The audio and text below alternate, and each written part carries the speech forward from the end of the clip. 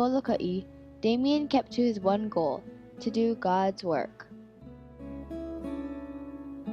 However, people of the higher rank in the Sacred Heart's mission, including Bishop Herman Keckerman and Father Leonard Fusnell, never found Damien easy to deal with. After Father Damien passed away, the leaders could not bring themselves to think of him as a saint. This caused them not to feel moved to spread the word to recognize him as a saint. After all, they claimed there was no actual evidence that proved Damien had worked miracles at the Kalaupapa settlement. To make matters worse, there was a scandal going around that involved Damien.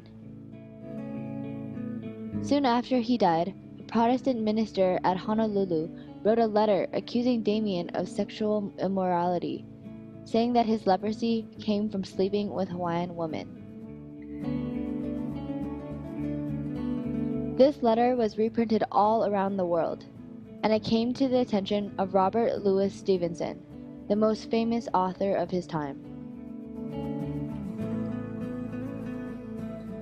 It just so happened that Stevenson had visited Kalaupapa just a few weeks after Damien died.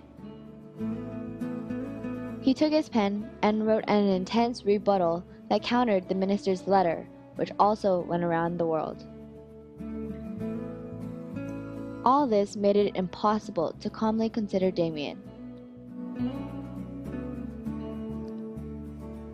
It took another 2 decades before Damien's beatification was finally introduced, and another 4 decades until 1995 before he was beatified by Pope John Paul II.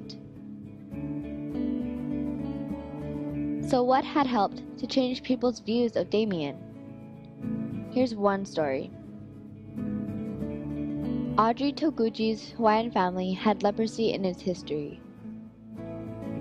Her grandfather had been shipped to Molokai along with 2 of her other relatives. In 1936, as a young schoolgirl, Audrey had witnessed the procession that carried Damien's remains through the streets of Honolulu to the ship that would take him back to Belgium.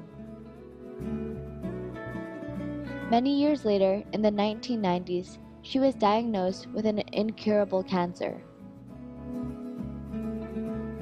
She decided to refuse treatment, putting her faith entirely in Damien's hands. She said, "I said to myself, 'Dear Lord, look at the lady who touched Jesus' hem. She got healed, and he turned around and said, "Your faith has healed you." So who could help me better than the man who loved the local people?" She then prayed at Damien's gravesite and was miraculously healed. Her case was written up in a professional medical journal by the doctor who had treated her. The report was sent to Rome, where the miracle was formally recognized around 20 years later in 2008. In 2009, in a ceremony at St. Peter's in Rome, attended by people from Hawaii, including residents of Kalaupapa in wheelchairs, Pope Benedict XVI canonized Saint Damien. Created using Powtoon.